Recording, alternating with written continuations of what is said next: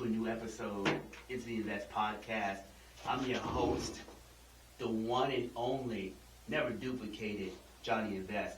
Please smack that subscribe button. Subscribe to Invest Universal and be notified every time we drop dope, banging content. I got a special guest here. I got a young guest here. I got a guest that, let me list off all the things that she does for me.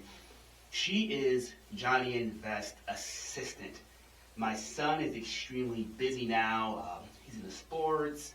He works on the weekends. He's really busy.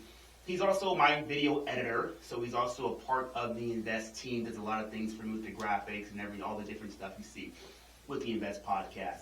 Dope kid, but he's busy. So the other person that's been helping me a lot with the Invest brand, the Invest Podcast, our content, she helps me stir and cook my food for my contest prep. She does so many different things. She gives me content ideas, like, Dad, you should do this. Dad, you shouldn't do that. So, she's my daughter, Breanna. I want to welcome the assistant for Invest Apparel, Invest Universal, the Invest Podcast, just the whole Invest everything. I want to welcome Breanna Smith to the Invest Podcast. Breanna, what's up? It's good. Is that like a slang word now for the kids now? Yeah. So, you do so many different things for me. Like, how do you feel now? Because, like, when we first started, you were helping Dad out a couple of years ago. It's like 2 years ago, maybe 3 years ago. We were shooting in our living rooms. I mean, now I think we've really graduated to now we're shooting content in the studio. Just much more professional. We got guests coming in. We're pretty busy. We're doing a lot of stuff. Do you like helping out, Dad? Yeah. How does it feel to come in here and we're like in a studio now, and it's like that's just how we're doing it now? Like I said, that feel pretty good just to see how the Invest brand is kind of starting to just continue to level up? Yeah, it feels like an upgrade. For sure. Yeah, like I said, we launched in Zoom. She was my helper. She was my assistant. She's given me, like I said, a lot of ideas. I owe a lot to my little daughter, Breanna. And I can tell people out here, I notice some people out there that think like, because somebody's younger than somebody that maybe they don't have all the experience in life and they feel like they can't benefit and learn something from a young person. One thing about Johnny Invest, I'm always open to listen and taking things from anybody. I don't care if later on down the road I become this a speaker, or a best-selling author, the things that I'm working toward. I could be in the restroom and it could be a janitor, whoever's cleaning the bathroom or whatever, and they want a minute of my time. And they have an idea. I'm going to give everybody a shot. I'm going to listen to everybody, whether it be the youngest person in the room, whether it be the oldest person in the room, whether it be the person that's making, $1 million a year, or it's the person that's making $25,000 a year. I'm going to listen to everybody and give everybody a shot. I believe in treating everybody fair, giving everybody their fair due, just hearing everybody out. And I never, ever write off anybody. There's a lot of people out there that are successful, and you hear some of their stories and nobody gave them a shot. Nobody wrote them off. I'm a guy to where I can see potential in all different places. I look for that. I don't care what your status or what your money is or what your job is. Anyway, I wanted to bring Breanna in here for a minute because I'm her dad, of course, and life has become a little bit different now from when Dad was in elementary school, maybe, about 30 years ago, when I was coming up. So when I was young and I was a kid, we didn't have any social media, we didn't have any computers, we didn't have any Instagram or any Snapchats, or we didn't play Roblox, we didn't talk to our friends on the Messenger or anything like that. We had none of that stuff. So we had drama at school, sometimes, but it was, once school was over for the day, that was it. Or the weekend, that was it. So when I hear about some of these things going on, in the school now, and I know about the access to the internet and stuff like that, and even me having to limit Breanna a little bit more to things that she's exposed to. I know there's been some things that have come up, and I'll try to be very open to my kids' thoughts and my kids' feelings because, I dealt with things many, many years ago, but it's a different era now. I can't say it's a better era, it's a worse era. It's a different era. In the era that I was in, being a young man, a young boy, I dealt with bullying and dealt with being teased and laughed at and stuff like that. But unfortunately, I had to hold a lot of those things in because when I was young, as a young boy growing up in the 90s, you weren't really allowed to cry and whine and say when you didn't really like feel good. But I think that if we were open and able to do a little bit of that back then, I think that would have helped us a little bit. I know there's some people that say, well, you're going to be you're soft, this and that, but people go through life sometimes not even being able to talk about the things they've been through, so they have what's called untreated trauma. So I tell my kids that whatever they're feeling, I always want them to come to me. I might not always have the answer, but we're going to try to find the answer together. But I don't know what it is, but it seems like these kids came out of COVID and being locked down for, a year, and these things are wild. So, Bree, I know some of the information that I give you and some of my life experience can help you in your situations because, dealing with certain people or our friends or certain situations. One thing we never do on the Invest podcast is we may talk about something, but we don't name drop. We say this thing or subject A or subject B, so we don't name drop. But I know when you come to my house, sometimes you have bad days, sometimes you have kind of like rough days, and can you just explain to me a little bit about, what does a preteen go through and the dramas? Because, we send you to school to go to school, but I know sometimes it's just not that simple. And then we'll talk about, some of the things that I've been trying to work on you with to not be so trusting or so forgiving to people, because I feel if people hurt you one time, they're going to go ahead and they're going to hurt you again. So what have you learned about friends and trust and trying to, be careful about people that you trust? What have you learned? You've been through a few things lately, right? Yeah.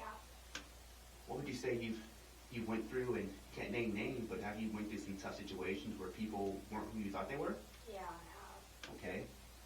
So basically, a few of my friends, actually, they were spreading rumors about me, and people were lying about me. Okay. So since they did that, I feel like my other friends, they would be followers and be like, I don't want to remember, we won't name any names. This podcast right here is it's not to blame on anybody. It's just to tell a story. Get a preteen's just feelings out there, just some things that we talk about in general, and maybe the listener is a parent. Somebody dealing with some of these things. I know the things that we're talking about right now are things that different parents deal with in different cities, different states, different cultures.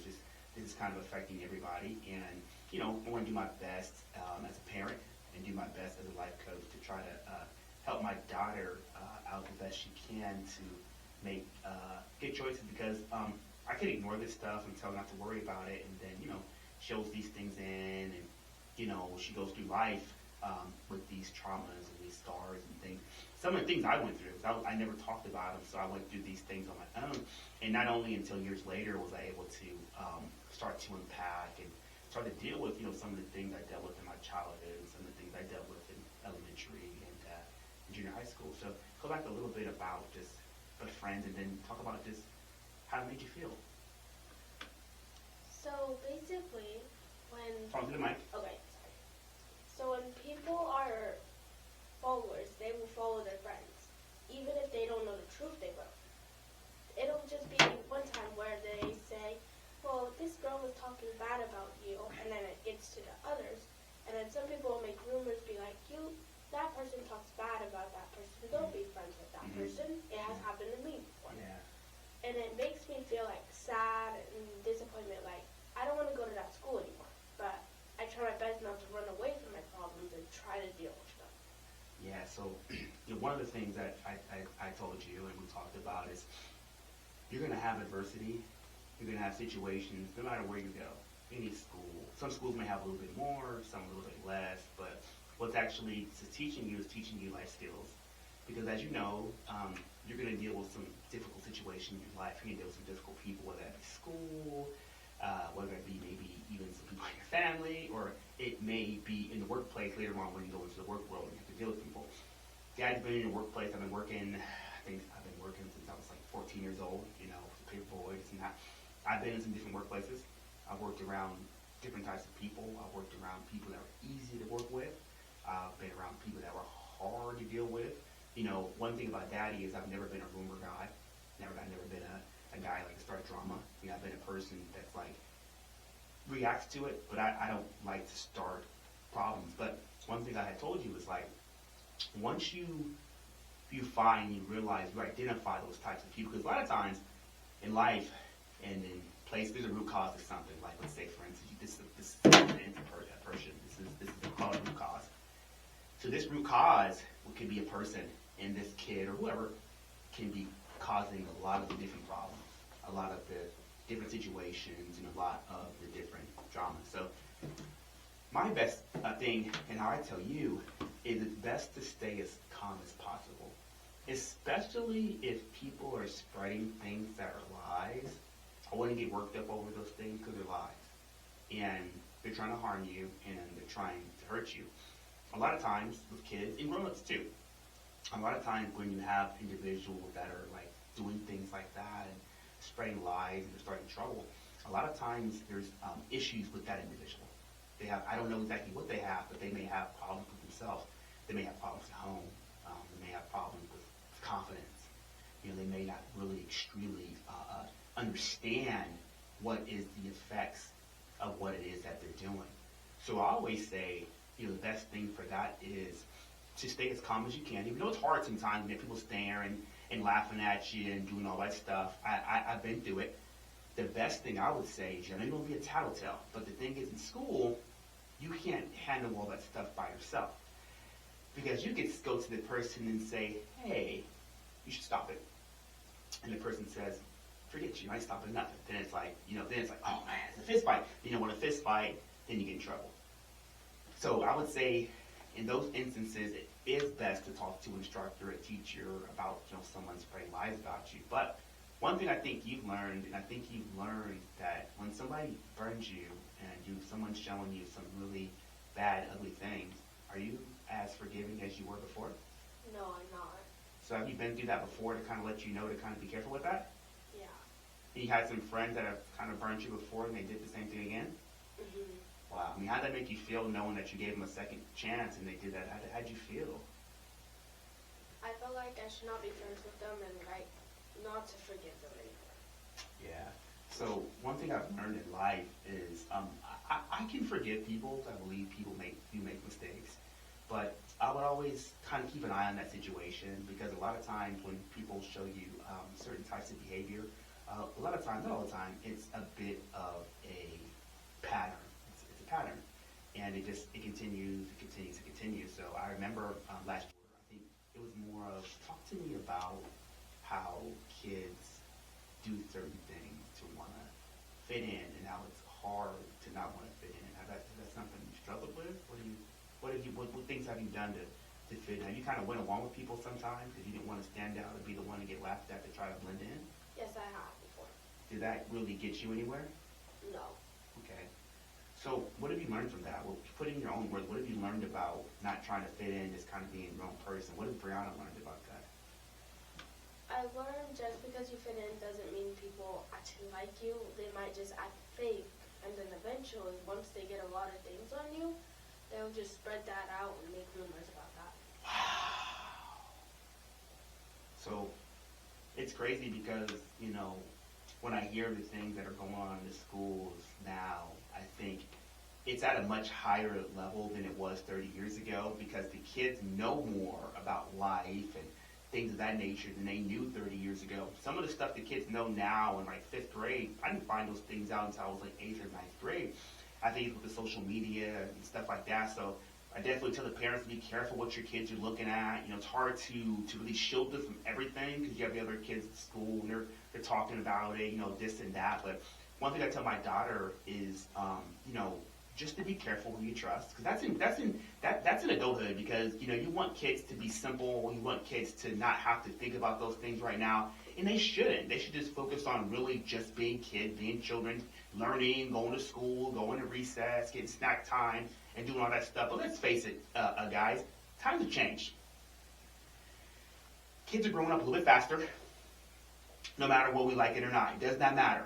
So some of the conversations that we may not have wanted to have with our kids until 14 years old, 15 years old, some of these conversations are going to need to start at 9, and 10 years old, such as friendships, such as trust, such as, just being careful the things that you tell people, and letting the kids know that even though they're kids, that life's coming for them, and trying to help them to build good life skills now. Things like, work ethic, things like honesty, things like integrity, the things that I try to sit here and I try to instill those things in my kids. And I'm not perfect. A lot of things I had to learn along the way. I had a lot of bumps along the way, make a lot of mistakes. It was sometimes really, Dad, you shouldn't say that. So even Bree has to kind of help me out a little bit. But Bree, I want to ask you, what are your goals in life? What do you want to do? What it is that you want to be. But how do you feel now? Because I'm noticing a shift in you now, that you're not such like wanting to fit in so much. You're more just kind of being your own Bree. Because I remember at some point in time, it seemed like people were even shaping the way you were dressing. But how do you feel now that I've been working with you? We've been talking. You're getting more experience, and you realize that it's better just to be your own person, even if you're by yourself. Like, how do you feel about that? I feel better about myself. Like, I can talk to certain people and not be like, oh, that girl, blah, blah, blah, since they're friends, we can't be friends with them. Some people still use that, but I feel like I can be myself. I can be funny. I can talk about certain things with real friends I have. And talk to me about, I remember I told you something like that, like, I'd rather have like 3 good friends, like value, quality, make me feel good, than 10 people, and 7 of them bring me drama and pain, they hurt me, they put me down. I know Dad told you that. That's something you've been learning? Yeah, I have. I'm really all about quality over quantity. It's all about the quality of what you do. It's all about the quality of people. Even me in the gym getting ready for my competition, it's all about the quality of the rep. It isn't just about the amount of weight that I'm moving. It's about how did you move that weight? Did you move that weight too fast? Did you move that weight in a sloppy way? So it's all about quality. So I'm liking the way my daughter is progressing, the way she's learning, the way she's growing up, because kids are going to deal with so many things. Deal with peer pressure. I mean, peer pressure is huge. I went and I spoke to some high school kids the other day, and I talked to them about that. I talked about peer pressure, talked about like making your own choices.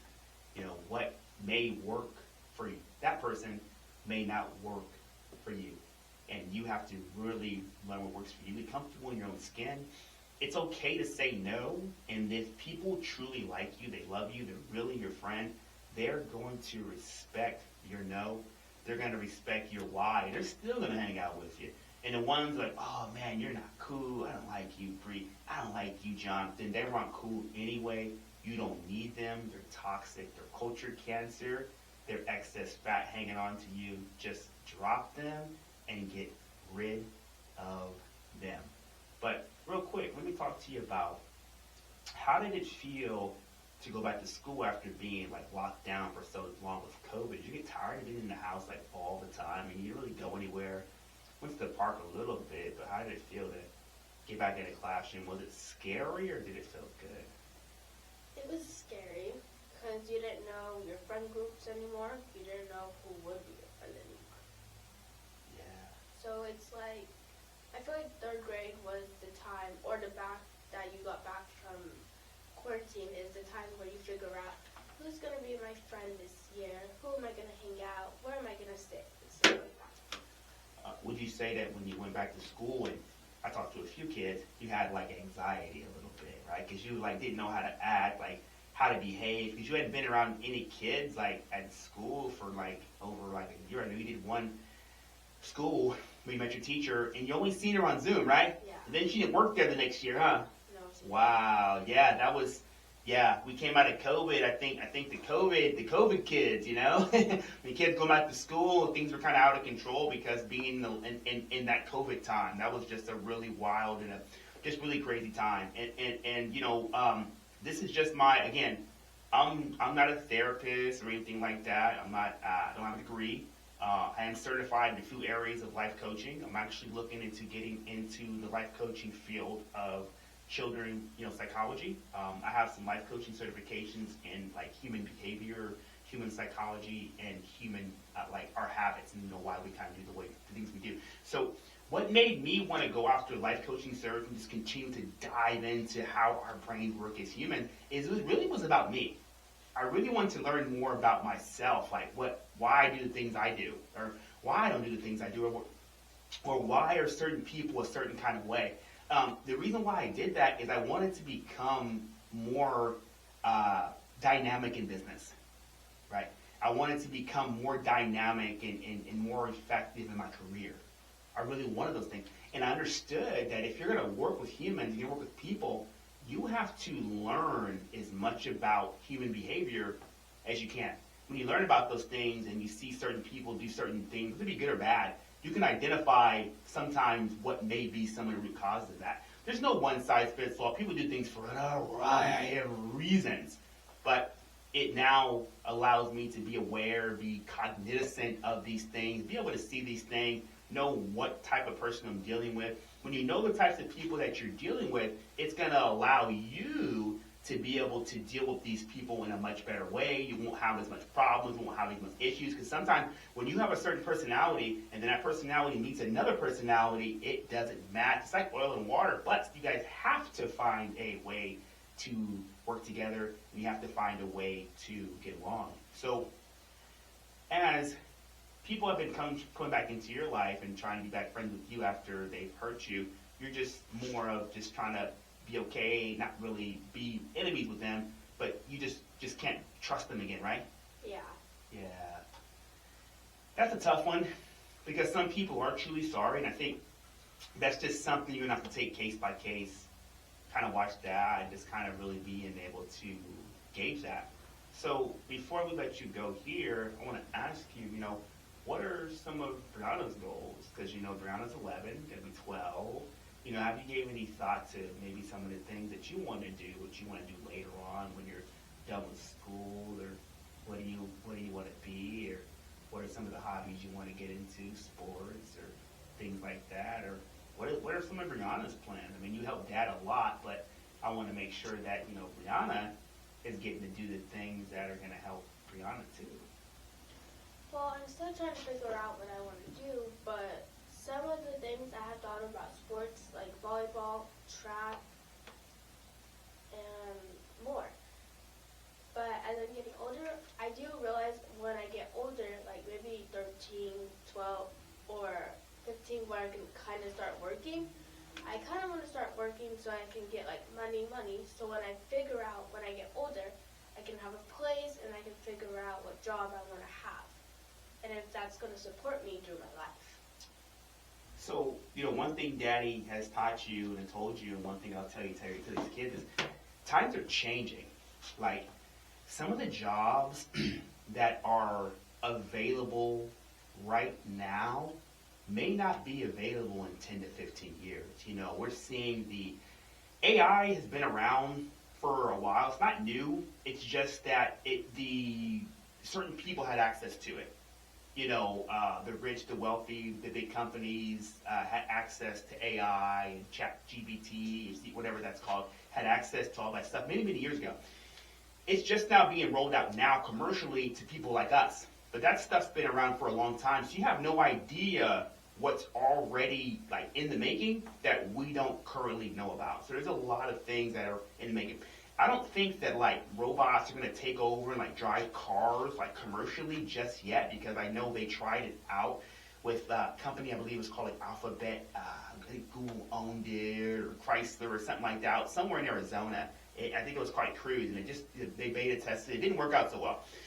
So I think people are scared now of robotic cars, and I think there's still some kinks. I'm not ready for robots to drive me yet. I'm not going in a robot car right now. Maybe in 10 years. Maybe in 10 years you'll see it. Maybe 15. But it's not right now. But trust and believe me, a lot of the medial labor type jobs in 10 to 15 years are going to be replaced. We're seeing robots do so many different things. We're seeing robots do things that humans used to do, from sanding equipment to packaging. I mean, so many different things. So I believe that knowledge in the right areas is power. I believe learning how to operate those machines, how to program those machines, the education sector, you have to look at, what are the types of skill sets that the robots aren't going to be able to replace, and work on getting those skills. So I preach to my daughter, I know there's days that she doesn't want to get up and go to school.